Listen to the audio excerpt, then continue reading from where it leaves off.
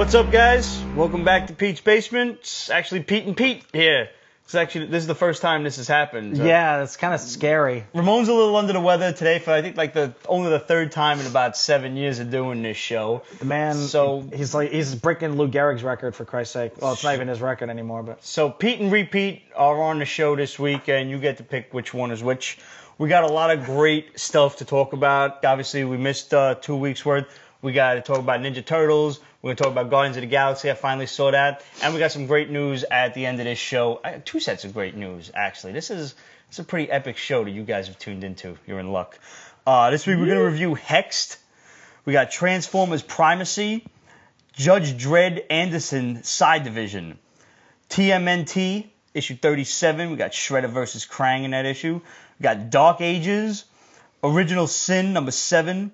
Original Sins 3.4, that little mini story concludes. And from last week, we got Terminal Hero from Dynamite. That was a pretty crazy-ass story. Mm-hmm. So, book of the week for you was Hexed, you said. Yeah, it was Hexed just because of the whole concept and everything else. I just thought it was really cool. I thought the artwork was unbelievable. Really, really well done. Really intriguing story. It was a weird story. Like, this girl is a thief.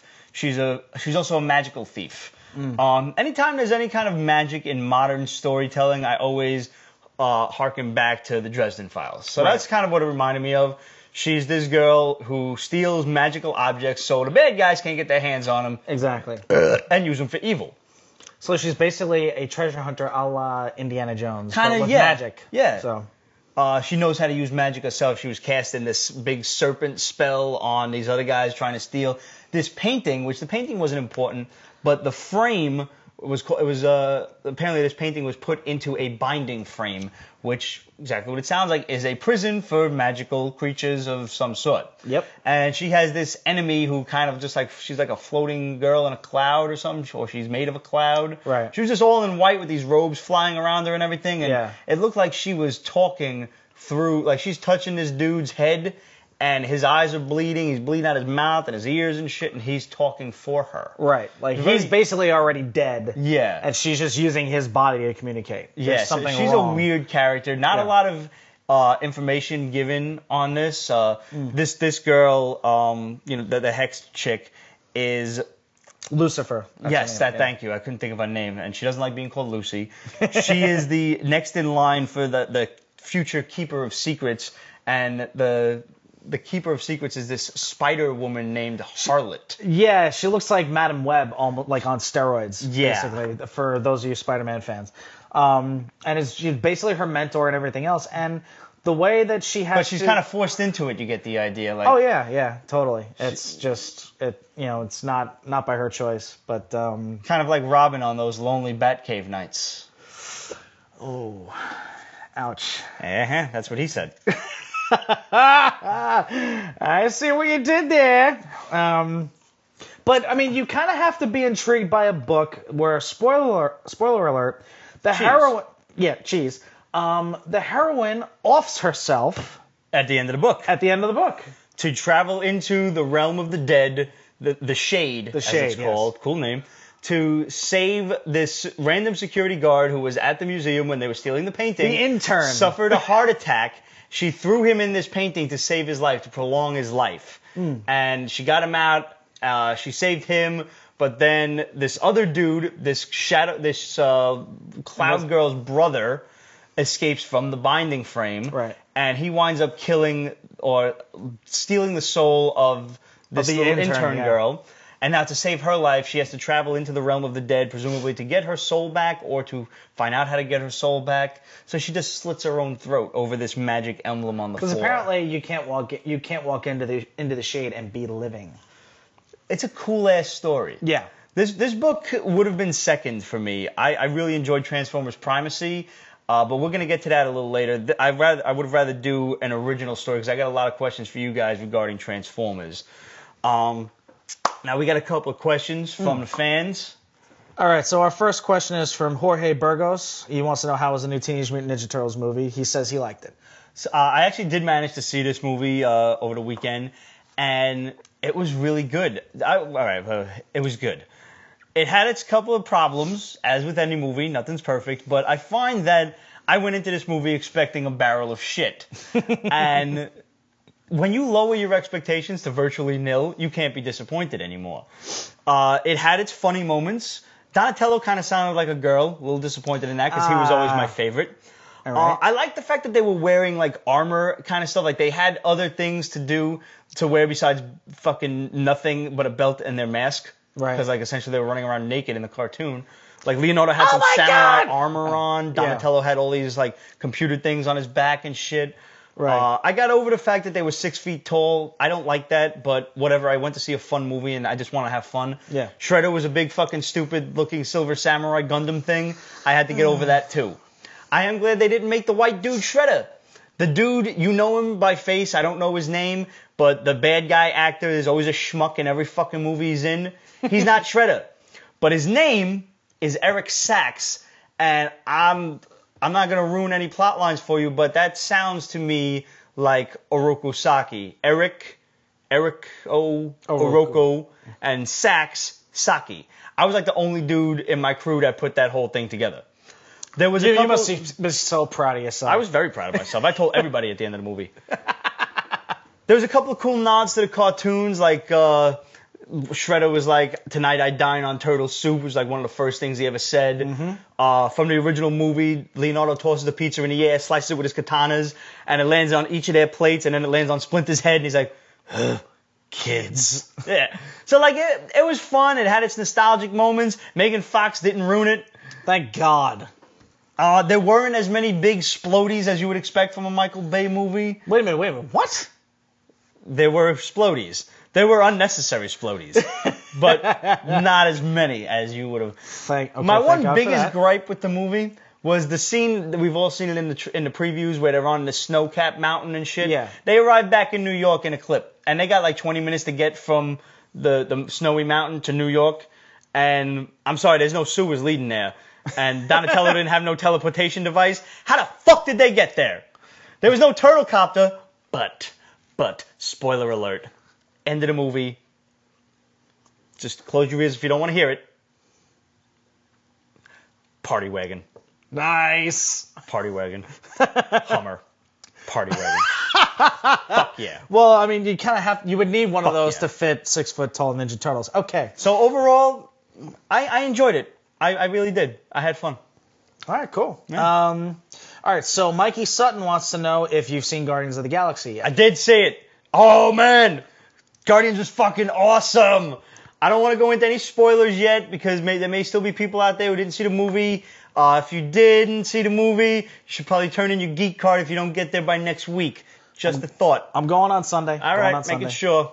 Right after I seen the movie, the first thing I did was I went home and I Googled all of the Easter eggs that I know I missed in the movie, and there are a lot. There's a lot of rumors flying around.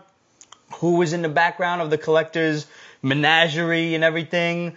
They mentioned Star-Lord's father at some point, like, just alluding to him, and everybody at work was asking me who's Star-Lord's dad and this and that, and I told him he was the king of the Spartax Empire. Mm-hmm. But that's not the case anymore.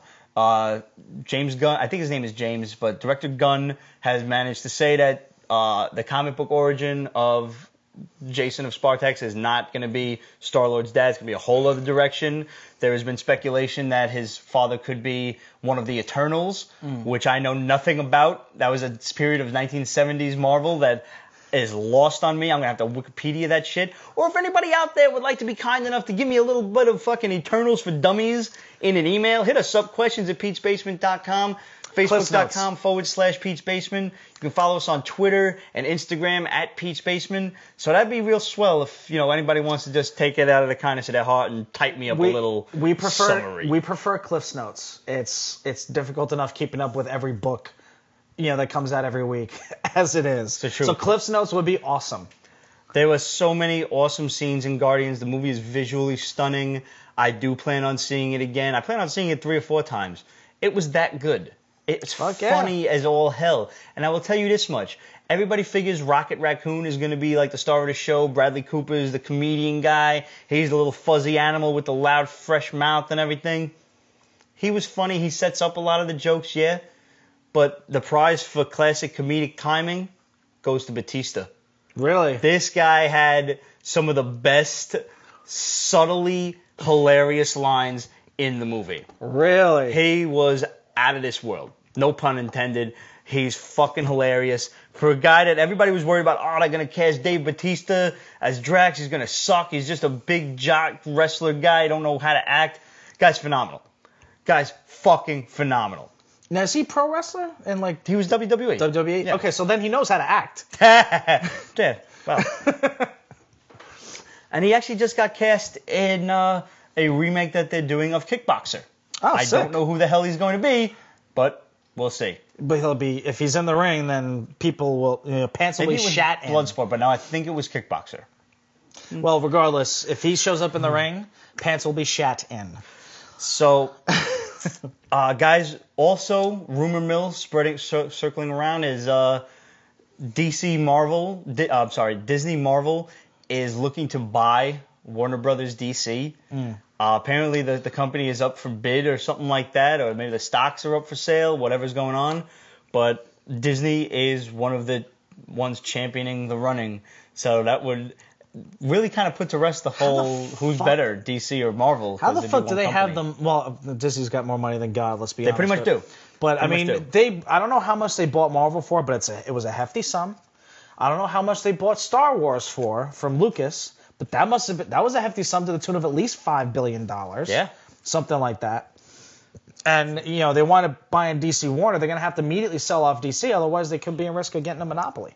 If it's true. It's only a rumor. I always thought it was 3 segments of media that you weren't allowed to have. Well, it's within a specific market. So if you're buying up the 2 biggest shares of the market that are going to cover more than 50% of that market. It's time for another Pete's Basement contest. And this one's really fucking cool. Thanks to our good friends at Reed Pop, we got some Comic-Con tickets to give away. Yay! We actually have 3 pairs of Comic-Con tickets that we're going to be giving away over the next several weeks. But for now, you can win 1 pair. That's 2 tickets for you and a buddy, you and your girlfriend, you and your mom, whoever you want to go. You take and them with you to Grandma. Comic-Con. I used to take my grandma to Comic-Con. Well, my grandma used to take me when I was a kid, so don't knock it. I'm not surprised. Well, Grandma's the reason we're all here now. Mm-hmm. So, you want to win 2 tickets to Comic-Con? New York City Comic-Con is completely sold out, guys. Not going to happen unless you want to pay like double or triple the amount on StubHub or eBay, and that's just ridiculous. Why do that when you can win them here at Pete's Basement for free? All you got to do is submit to us, whether it's tagged on Instagram or on YouTube, a 30-second to 1-minute video telling us why you deserve to go to Comic-Con. Could be anything. Could be any reason whatsoever.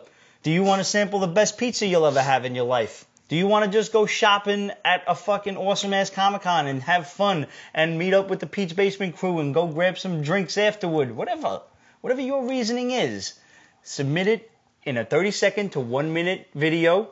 Pop it on Instagram or YouTube. Go on Facebook or on the Pete'sBasement.com site itself. Click on the Rafflecopter. The video will give you 10 submissions, 10 entries into the contest.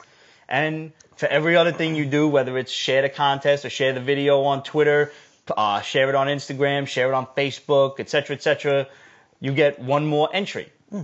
And we will judge. We're going to let Rafflecopter randomly choose, just like we always do, who wins. And when we see the video, then we'll decide, like, all right, if you fucking submit something really stupid, like, I want to come to Comic-Con because fuck Comic-Con, I want to go eat a street hot dog and then go jump in Newtown Creek, that's stupid. That's not, I could do that. It's not a Comic-Con thing. He does it every Saturday. No, it really stinks. I think you could actually walk across Newtown Creek, but nonetheless. Guys, we pass final judgment, and if the video is stupid, we want you to try here. We want to really hear why you want to come to Comic-Con. Whether you're from New York or not, doesn't matter. Maybe you got asked out of tickets. Maybe you don't want to pay triple the price, and you just want to come. Maybe you're from out of state. Guys, if you are out of state, We're not covering your trip to Comic-Con. We're not flying you here. We're not fucking arranging a taxi to drive your ass here from Washington. We're not rooming you in the basement. Oh, God, no. No. You have to find your own lodgings, whether you're sleeping under the Brooklyn Bridge or whatever. All we're doing is getting you in the door. 30 seconds to 1 minute, guys. No more than a minute. Have fun. Enter this contest. You got 2 weeks. You have to have it in on Friday, which is when we film the show. So that gives you up until August 29th. There has to be a video submission when your name comes up in the Rafflecopter drawing. If you don't have a video submission along with your entry, you get disqualified. And the winner gets put on the show. We're going to show your video on the show. How do you like that? Throwing a little bonus. So guys, this is normally the part of the show where I would say go download the audio show. Thanks for tuning in, and we'll see you next week. But in lieu of that, we are extra super excited to finally be able to offer you all the chance to once again watch the full-length videos of the Pete's Basement Show via our good buddies at Pivot Share. We teamed up with these guys. Pivot Share is one of the most flexible, advanced video platforms out there on the net. They're really excited to be paired with us, and it's really just kind of a match made in heaven. These guys are geeks. They were geeks before they found us, and our buddy Chris over there, we've been speaking to a lot. He's met Stan Lee. He's a comic book fan, so we really feel like this is this can really work itself out. Basically, this is how it's going to work. For 99 cents, you can rent the video for 2 days. When you're watching the show, you're watching what we're now going to call the preview video. It's normally like the 10, 15-minute video, whatever, on the site. There'll be a green button below that says rent for 99 cents, and you get that for 2 days. Or for $1.99, you can download the whole video, yours to keep. Roger had this fancy word called DRM free. He told me what that means. That means digital rights management or manager, something like that. Basically, it means unlike like the Apple shit where it would like blow up your computer if you try to transfer it from one platform to another. You can keep it on your computer. You can put it on your iPad. You can have it playing in your car. Please watch the road while you're driving. Only show it to the kiddies in the back. So for $1.99, you get the whole show forever, yours to keep. And your only risk would be of your computer blowing up will be for your porn. All of the other drivers on the road crashing into you because they want to get a better look at what's playing on the TVs in your car. There you go. And then after you finish exchanging insurance information, you can tell them I was watching Pete's Basement. So for $3.99 is the whole subscription service, and you get all the videos released in the month. Also, you get the videos before they're actually released. Whenever our esteemed leader, Roger, is done editing, you get access to the videos before Tuesday. Whenever he's done, which is usually around late Saturday night, Sunday, you get to watch him before everyone else. You also get like little snippets and stuff, little background videos and all the dumb shit that we do before we actually start filming, talking about God knows what, fucking hot dogs and Kegels and fucking whiskey and who knows what. Eagles? Kegels, not Eagles. Oh, God. I like the Eagles, though. I've seen them in concert a few times. They're good. Yeah. Very good. Now, also, very special for the first month that we're premiering this new video service with Pivot Share, we are going to offer you a Pete's Basement Fan Club exclusive for, instead of $3.99, you get the monthly subscription for $2.99. You get all of the fun stuff I just told you about. You get the videos early. You get the little background, hilarities that go on behind the scenes. All Extras and outtakes. Extra outtakes, even the stuff you don't even see in the show. All of that, plus your $2.99 sets you for life. For as long as we continue to do this show, you only pay $2.99. Your price never goes up. Doesn't matter what inflation does. Doesn't matter if the banks fucking explode. Doesn't matter the market crashes. You will pay $2.99. We will never charge you teeth. We will never charge you $10.99. Nothing like that. Teeth. Teeth. So, guys, we're really excited about this. We really feel like it's a great position for us to be in. The guys at Pivot Share are really awesome. They're excited. We're excited. And we hope you are too. So, what are you waiting for? Go download the whole video show. The audio show, guys, is still for free. You can go download that if you want. Listen to it while you're driving, while you're on the train, going to work, wherever, however you listen to the Peach Basement Show. Either way, we thank you for tuning in. We thank you for listening. It's been 7 great years, and we want to do 70 more, for, as the gods will spare. Personally, I don't want to see 70 more years on this godforsaken rock. Let's not go there. Breathe. Yeah, no, we're good. All right. So, go download the audio show. Go download the video show. Thank you to Pivot Share. And we'll see you guys next week. I believe we had one more question. It was Kevin Hellions. He wants to know, how was your trip? Kevin, my trip was amazing. I could go back to Mexico right now. I had a blast down in Mexico. It was just a ridiculous amount of fun. The ocean water was so beautiful and warm.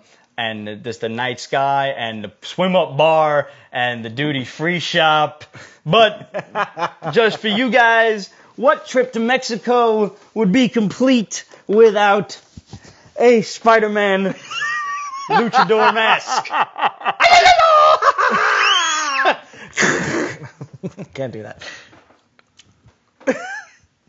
I think we can cut it there. We can. We're still doing the video show.